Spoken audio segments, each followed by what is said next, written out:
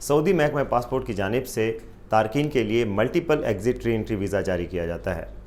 हमारे मुतअद्दिद क़ारीन ने इस हवाले से सवालात किए हैं, आज हम आपको उनके जवाब देने की कोशिश करेंगे। मल्टीपल एग्जिट री एंट्री यानी खरूज उहदा से ऐसे अफराद को सहूलत होती है जो काम की गरज से मुसलसल बैरून मुल्क सफ़र करते रहते हैं।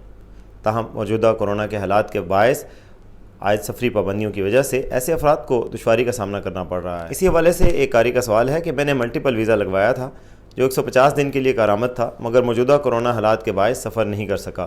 वीज़ा लिए हुए 30 दिन ही गुजरे हैं। सवाल ये है कि अगर वीज़ा कैंसिल कराता हूँ तो जमा की जाने वाली फ़ीस वापस हो सकती है या वीज़े की मुद्दत में तोसी कराई जा सकती है। जवाज़ात ने सवाल के जवाब में कहा कि मल्टीपल वीज़ा जारी होने के बाद उसकी मुकर्रर करदा फ़ीस में तब्दीली नहीं कराई जा सकती। अलबत्ता वीज़े को अपशर अकाउंट से कैंसिल कराना मुमकिन है।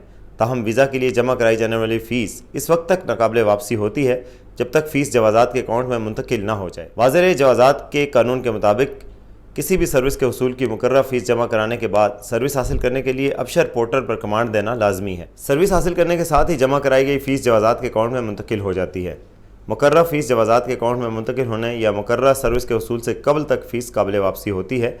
नॉर्मल या मल्टीपल खरूज उहदा वीज़ा हासिल करने के बाद फ़ीस वापस नहीं ली जा सकती। इकामा के हवाले से एक शख्स का सवाल था कि इकामा एक्सपायर हो चुका है, क्या कफ़ील को इख्तियार हासिल है कि वह खरूज नाई लगा दे। जवाज़ात की जानिब से इस सवाल के जवाब में कहा गया कि खरूज नाई के हवाले से कानून के मुताबिक लाजमी है कि जिस वक्त खरूज नहाई वीज़ा लगवाया जा रहा हो इकामा कारामद हो, जबकि पासपोर्ट की मुद्दत भी कम अज़ कम 2 माह बाकी हो।